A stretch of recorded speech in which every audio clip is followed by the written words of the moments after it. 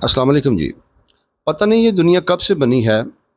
हमने तो कुरान पढ़ा है, हम तो 1500 बरस कबल का दीन ही जानते हैं और इसी कलाम में अल्लाह ताला ने जो बताया हम उसी को मानते हैं। जब से कुरान ये बताता है कि जब से अल्लाह ताला ने इंसान को पैदा किया है, अपने अंबिया और रसूल अलैहिस्सलाम को अल्लाह ताला ने इंसानों की रहनुमाई के लिए भेजा, इंसान ने हमेशा उनका इनकार किया।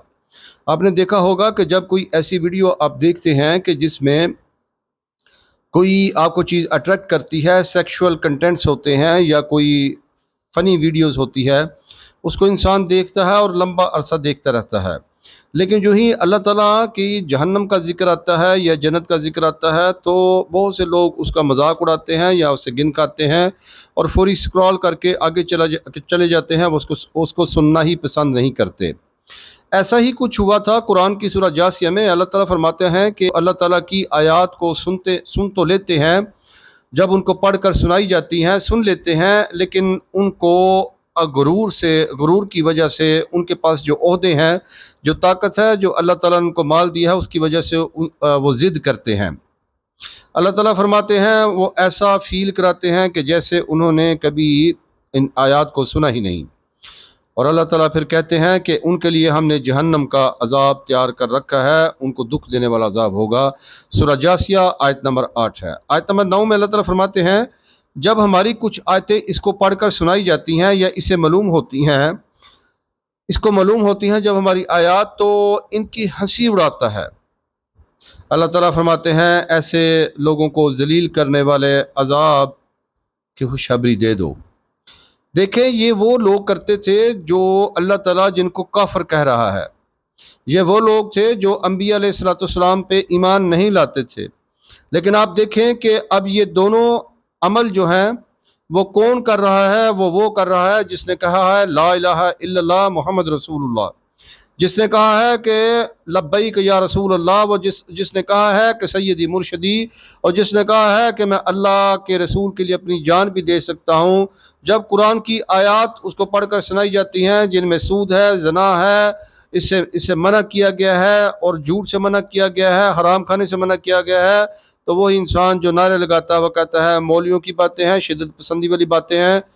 मैं अपने उतना दीन जानता हूँ कि जिसमें कुछ नमाजें हैं, रोज़े हैं, सदका खैरात है, बस मेरे लिए यही काफ़ी है।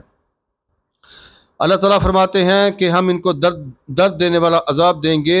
देखें, आज मुसलमान और काफर की जो नेचर है कुरान के मुताबिक वो सेम हो चुकी है। ऐसे मुसलमानों की जो कुरान की आयत का मजाक उड़ाते हैं या उनको सुनते नहीं। मजाक उड़ाने का मतलब ये नहीं कि कोई फिज़िकली हंसी उड़ाता है, बॉडी लैंग्वेज इस तरह की है, नहीं, वो ऐसा कुछ नहीं करते, लेकिन उनको काबिल अमल समझते नहीं, इसलिए उनको पढ़ते ही नहीं और उनको कहते हैं कि ये इम्प्रैक्टिकल है। अल्लाह ताला सूरह दुहान में कहते हैं कि तोहर का एक दरख्त है। अल्लाह ताला फरमाते हैं ये गुनाहगार का खाना है। अल्लाह ताला फरमाते हैं जैसे पिघला हुआ तांबा। आप देखें, ना तो इंसान जहन्नम को समझ सकता है और ना जन्नत को समझ सकता है। दुनिया बहुत महदूद है, उसमें जितनी रिसर्च है महदूद है, और इंसान की अकल भी उसने महदूद कर रखी है। इस वजह से ये कलाम का लोग माज़अल्लाह मजाक उड़ाते थे कि अल्लाह ताला जहन्नम में कहता है कि खाना जो है वो दरख्त है। फिर अल्लाह ताला फरमाता है वो पिघला हुआ तांबा है। फिर अल्लाह ताला फरमाता है वो पेट में खोल लेगा। फिर अल्लाह ताला फरमाते हैं जैसे गर्म पानी खोलता है। फिर अल्लाह ताला फरमाते हैं कि हुक्म दिया जाएगा इसे पकड़ लो और इसे जहन्नम के बीचों बीच घसीट कर ले जाओ। फिर अल्लाह ताला फरमाते हैं इसके सर पे खोलता हुआ पानी डाल दो। फिर अल्लाह ताला फरमाते हैं अब मजा चख। तो बहुत बड़ा सरदार था, तो लीडर था, तो कायद था, तो प्रेसिडेंट था, तो प्राइम मिनिस्टर था, तो गवर्नर था, तो सीएम था, तो ब्यूरोक्रेट था, तो बहुत बड़ा इंसान था। आज हमने ये हाल किया है किन लोगों का? जिन्होंने हमारी आयत का मजाक उड़ाया, जिन्होंने अपने ओहदों की वजह से हमारी आयत को जब सुना तो उनकी हंसी उड़ाई और गुरूर किया इस चीज़ का कि वो कभी रिटायर नहीं होंगे, गुरूर किया कि कभी उनको मौत नहीं आएगी, गुरूर किया कि वो हमेशा इस दुनिया में रहेंगे, गुरूर किया कि उनकी माल, उनकी ताकत कभी ज़ायल नहीं होगी। और हम रोज़ देखते हैं कि लोग इस दुनिया से जा रहे हैं, ہم روز دیکھتے ہیں کہ لوگ ریٹائر ہو رہے ہیں، ہم روز دیکھتے ہیں کہ لوگ بیمار ہو رہے ہیں، آئی سی یو میں جا رہے ہیں۔ آپ کسی بارات میں جائیں، آپ کسی فنکشن میں جائیں، آپ وہاں پہ جب خوشی دیکھیں گے تو آپ یہ کہیں گے کہ دنیا میں خوشی کے سوا کچھ نہیں۔ لیکن اگر خدا نخواستہ اسی لمحے آپ کو کسی ٹراما سینٹر میں، سرکاری ہاسپٹل کے ٹراما سینٹر میں جانا ہو، تو آپ دیکھیں گے آپ اس تیل، مہندی، برات، اس فنکشن کا سما بھول جائیں گے، اور آپ کہیں گے کہ دنیا جہنم کے سوا کچھ بھی نہیں ہے۔ اتنی انسان کی میموری کی اوقات ہے۔ انسان کی خوشی بھی بہت عارضی ہے، اس کا خوشی کے بارے میں اوپینین اس سے زیادہ عارضی ہے، اس سے زیادہ کمزور ہے۔ اور انسان کی جو دکھ ہے وہ بھی اسی طرح ہے، لیکن دکھ بہت لمبا لگتا ہے۔ اسی طرح انسان مایوس ہو جاتا ہے، وہ سمجھتا ہے یہ دکھ کبھی ختم نہیں ہوگا۔ اسی طرح خوشی میں مبتلا ہو جاتا ہے، وہ کہتا ہے کہ اس کی خوشی کبھی ختم نہیں ہوگی۔ یہ دونوں عارضی ہیں، یہ اپنے وقت پہ چلتی ہیں، یہ عارضی نہیں، یہ بنی ہی تھوڑی ہیں۔ اللہ تعالیٰ نے دکھ بھی قلیل بنایا ہے۔ آپ کے پاس ایک گلاس ہے، اس میں آپ 1 چمچ نمک کو ڈالتے ہیں، آپ اس کو پی نہیں سکتے۔ اسی 1 چمچ نمک کو آپ ایک بالٹی میں ڈالتے ہیں پانی سے بھری، آپ اس کو اگر پیئیں تو آپ کو نمک ہلکا سا محسوس ہوگا۔ اگر اسی نمک کو آپ کسی دریا میں، کسی ندی میں ڈال دیں تو آپ اسی ٹائم پانی لیں تو آپ کو فیل ہی نہیں ہوگا کہ وہ کتنا نمکین ہے یا اس میں نمک آیا بھی یا نہیں۔ یہ 1 چمچ نمک جو ہے یہ ہر انسان کی زندگی میں غم لاتا ہے۔ آپ کو گلاس بننا ہے، آپ کو دریا بننا ہے، یا آپ کو بالٹی بننا ہے، یہ آپ پر ڈیپینڈ کرتا ہے۔ یہ کوئی مت سوچے کہ اشرافیہ کی زندگی میں دکھ نہیں۔ اس سے بڑا دکھ کوئی نہیں کہ انسان کسی کرسی پہ بیٹھا ہو اور اس کرسی کو بچانے کے لیے دن رات وہ اس کی زندگی کی خوشیاں کھائی جا رہی ہوں۔ وہ اپنی پوزیشن کو سٹیبل کرنے کے لیے اور اس پہ وہ اپنے آپ کو قائم رکھنے کے لیے دن رات پریشان ہو۔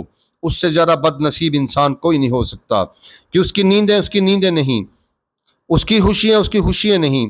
باہر سب کو خوشی نظر آ رہی ہے، اندر سے وہ انسان اندھیرے میں مبتلا ہے، اندر سے ٹوٹ چکا ہے۔ لیکن اس کی جو عارضی، جو اس نے اپنے ارد گرد آرٹیفیشل آؤٹر لیئر جو بنا رکھی ہے، اپنے طاقت کی، اپنے قوت کی، اپنے مال کی، اپنے عہدے کی، اس نے اس کو اس قدر اپنا بندی، اپنا قیدی، اپنا غلام بنا رکھا ہے کہ وہ اس کو چھوڑ نہیں سکتا۔ اللہ تعالیٰ نے اس کو دوسری سینس میں دیکھیں کہ کوئی بھی انسان لے لیں، کسی چھوٹے عہدے سے لے کے کسی بڑے عہدے پہ، کسی پرائیویٹ سیکٹر سے کسی گورنمنٹ میں، جو انسان بھی اس طرح کر رہا ہے، اللہ تعالیٰ نے در حقیقت اس کو اس میں قید کر رکھا ہے۔ اللہ نے اس کو سزا دے رکھی ہے، لیکن اس کی سزا جو ہے وہ طاقتوروں کی سزا ہے۔ عام آدمی اس کو سمجھتا ہے یہ خوش نصیب ہے، لیکن وہ اللہ کی نظروں میں بد نصیب ہیں، جن کا کھانا تھوہر کا ہو۔ اور اللہ تعالیٰ نے قرآن میں اور بھی جگہ فرمایا ہے کہ ہم نے تھوہر کے درخت پر لعنت بھیجی ہے۔ جس چیز پہ اللہ لعنت بھیج دے اس کے مقدر میں تباہی ہی تباہی ہے۔ انبیاء علیہ الصلوۃ والسلام انسان کو منت سماجت ترلا کرتے کرتے اس دنیا سے چلے گئے۔ بہت سے انبیاء نے کہا کہ اللہ یہ تمہاری مخلوق ہے، ہمارے بس سے باہر ہے، تم اسے عذاب دو یا چھوڑ دو، اللہ یہ تمہاری مرضی ہے۔ انسان کو اللہ تعالیٰ ان آیات میں کہتا کیا ہے؟